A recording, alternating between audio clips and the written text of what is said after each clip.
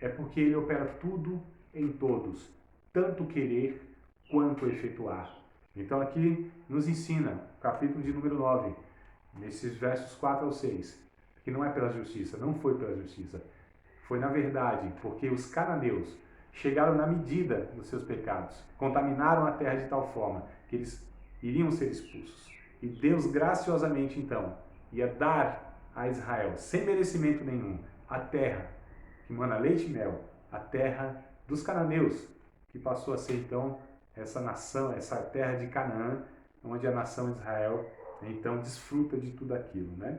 Então é interessante aqui, se nós examinarmos, na verdade, cuidadosamente a mensagem deste livro, logo descobriremos que as ideias diretrizes, né, estão reunidas em torno de 4 palavras, e é o que eu quero falar com vocês agora nesse segundo momento.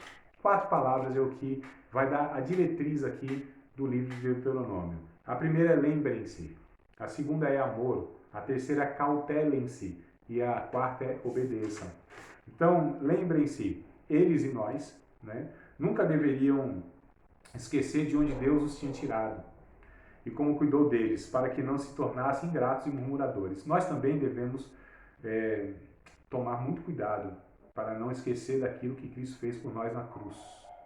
Veja bem, este é um dos propósitos da celebração da ceia, capítulo de número 11 de 1 Coríntios, verso número 24 e 25. Daqui a pouco eu trago aqui para vocês e narro a leitura.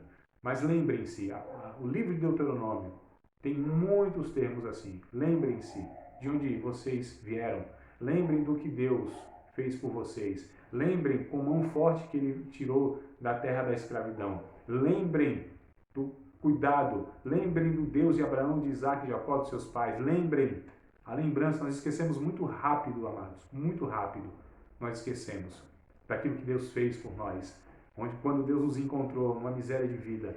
Talvez hoje, graças a Deus, estamos bem transformados, trabalhados, forjados no caráter, com uma boa índole. Hoje conseguimos de alguma maneira ser essas pessoas que outras olham para nós de alguma maneira e enxergam algumas coisas boas, mas nós não podemos esquecer do que Deus fez por nós lá atrás, na cruz do Calvário, onde nos alcançou na miséria da nossa vida. É por isso que a ceia, a celebração da ceia tem esse propósito. Nós chamamos de um culto memorial. Jesus disse, olha, come esse pão, tome esse cálice, faça isso todas as vezes que comerdes e beberdes em memória de mim. Lembrar de Cristo, queridos. Olhar para trás, olhar para a cruz.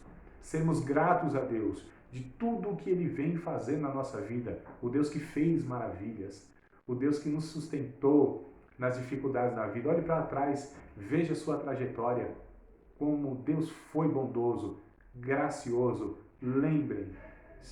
Lembrem-se, não esqueçam para não se tornar murmuradores, ingratos, infiéis. Lembrem-se, né? Essa é uma das palavras que a gente encontra nesse livro de Deuteronômio. A segunda é amor.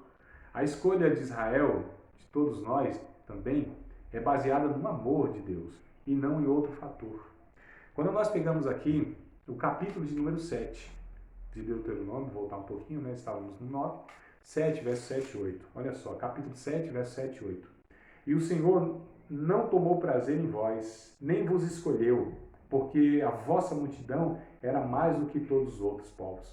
Pois vós éreis menos em número do que todos os povos, mas porque o Senhor vos amava, e para guardar o juramento que jurara a vossos pais. O Senhor vos tirou com a mão forte e vos resgatou da casa da servidão, da mão de Faraó, rei do Egito. Mais uma vez aqui Deus dizendo, não é porque vocês mereciam. Deus nos escolheu aqui por amor. Esse é o fato. Israel e nós, que não temos diferença. Os critérios de Deus escolher é o mesmo. Os critérios de Deus salvar é o mesmo. Deus nunca mudou seus critérios. É amor. Vem dele. A gente percebe no Novo Testamento, em 1 João, primeira carta de João, capítulo de número 4, versos número 10 e 19. Vamos lá para o fim da Bíblia. Um livro antes lá de Judas, né, que antecede Apocalipse, que é o último livro. Então, capítulo de número 4, 1 João, capítulo 4, verso 10 e verso 19. Olha como a Bíblia traz aqui essa verdade. Nisso está a caridade, não em que nós tenhamos amado a Deus, mas em que ele nos amou e enviou seu Filho para a propiciação. Essa palavra quer dizer satisfação, né? Propiciação pelos nossos pecados. É interessante, querido, que aqui está escrito que Deus nos amou. É o tempo passado. Ele nos amou lá atrás. Ele não nos amaria. Ele não nos amará. Ele não nos ama. Ele nos amou. Olha só, tempo passado. Ele nos amou lá atrás, antes que nós tivéssemos qualquer pensamento a respeito de Deus. Ele nos amou. Romanos capítulo de número 5, Paulo vai dizer, talvez alguém morreria por um amigo seu, mas Deus prova o seu amor para conosco, que morreu por nós, sendo nós inimigos dele. O verso de número 19, de 1 João 4. Nós o amamos porque ele nos amou primeiro. Então, o critério aqui de Deus é amor. As escolhas de Deus foi por amor. Porque Deus nos amou, devemos amá-lo de volta. E isso expressado nos outros, especialmente nos necessitados e indesejados da sociedade. O mesmo livro aqui que nós lemos agora, 1 João, no capítulo número 4, que eu vou retornar no verso 10, mas vamos ler até o verso de número 18. Né? Nós devemos, porque Deus nos amou, pelo fato de Deus nos amar, nós devemos minimamente, como um gesto de gratidão, amar a Deus. E como nós fazemos isso? Como nós amamos a Deus? E aí, João, na sua primeira carta, no capítulo 4, ele vai falar, aliás, toda a carta de João, né? Esse é o tom. Verso 10, nós vamos ler agora então até o verso 18. Já li o 10, mas vou ler novamente. Nisso está a caridade, não em que nós tenhamos amado a Deus, mas em que Ele nos amou e enviou seu Filho para a propiciação pelos nossos pecados. Amados, se Deus assim nos amou, também nós devemos amar uns aos outros. Ninguém jamais viu a Deus. Se nós amamos uns aos outros, Deus está em nós. Em nós é perfeita a caridade. Nisto conhecemos que estamos nele e ele em nós, porque ele nos deu o seu Espírito. E vimos e testificamos que o Pai enviou o seu Filho para a salvação do mundo. Qualquer que confessar a Jesus, que Jesus é o Filho de Deus, Deus está nele e ele em Deus. E nós conhecemos e cremos no amor que Deus nos tem. Deus é amor. E quem está em amor está em Deus e Deus nele. Nisto é perfeita a caridade, ou nisto é perfeito o amor para conosco, para que no dia do juízo tenhamos confiança, porque qual ele é, somos nós também neste mundo. Na caridade não há temor. Antes, a perfeita caridade lança fora o temor, porque o temor tem consigo a pena, e o que teme não é perfeito em caridade. Pelo amor, é pelo amor, puro amor de Deus. Acautelem-se é a terceira palavra que eu quero destacar.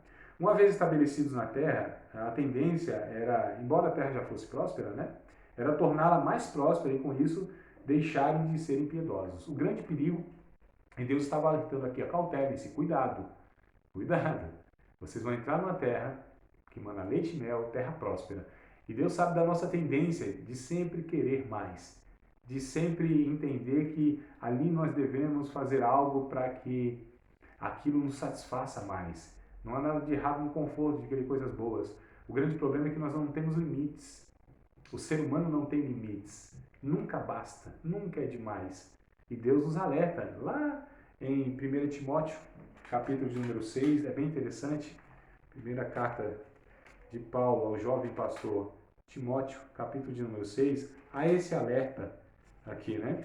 Primeira carta de Paulo a Timóteo, capítulo 6, é bem interessante, que ele diz no verso 6, mas é grande ganho a piedade com contentamento. Veja bem, grande ganho é a piedade com contentamento. Verso 7, porque nada trouxemos para este mundo, e manifesto é que nada podemos levar dele. Tendo, porém, sustento e com que nos cobrirmos, estejamos com isso contentes. Mas os que querem ser ricos caem em tentação e em laço e em muitas concupiscências loucas e nocivas, que submergem os homens na perdição e ruína. Porque o amor do dinheiro é a raiz de toda espécie de males. E nessa cobiça, alguns se desviaram da fé e se transpassaram a si mesmos com muitas dores. Mas tu, homem de Deus, tu, mulher de Deus, foge destas coisas. Segue a justiça, a piedade, a fé, a caridade, a paciência, a mansidão. Milita a boa milícia da fé. Toma posse da vida eterna, para a qual também fosse chamado, tendo já feito a boa confissão diante de muitas testemunhas. Então, queridos, acautelem-se, cuidado com as seduções deste mundo, com o engano deste mundo, do ter, do possuir, do realizar. Não são essas coisas que consistem na vida. Não é a prioridade na nossa vida. Se vir a reboque, ótimo. Se conseguirmos realizarmos, possuirmos alguma coisa, ótimo, mas que a nossa alma não esteja presa nisso. Que o nosso propósito de vida não seja isto. Então, acautelem-se, cuidado como vocês vão viver nessa terra e nessa condição que eu vou dar para vocês, que serve para nós. Obedeçam é a quarta e última palavra. A obediência como a obediência como uma resposta alegre à vontade revelada de Deus. Por isso, ou por ele, se deve fazer conhecido e não como obrigação, e sim como gratidão. Queridos, obedecer a Deus não deve ser um peso de obrigação para nós. Deve ser uma resposta alegre por aquilo que Deus fez por nós, por quem Ele é. Então, eu obedeço a Deus não porque sou obrigado. Não devo servir a Deus não porque tenho medo do inferno. Não faço coisas erradas por outro motivo.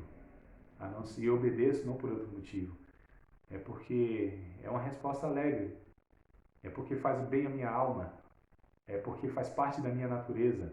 É porque eu tenho uma identidade que é filho de Deus. Então eu obedeço a Deus por encontrar nisso prazer e sentido para a vida. Queridos, que Deus possa abençoar vocês. Que a reflexão aqui desse trecho que nós estudamos aqui possa nos trazer vida, orientação e abençoar a nossa vida. Não se esqueça de se inscrever no canal se você não é inscrito ainda, tá? Aperta as notificações lá, dá um likezinho assim, ó, ativa lá o sininho e compartilhe à vontade, tá bom? Deus te abençoe e te guarde, Deus faça resplandecer o seu rosto sobre ti, Deus tenha misericórdia de ti, Deus levante sobre ti o teu rosto e te dê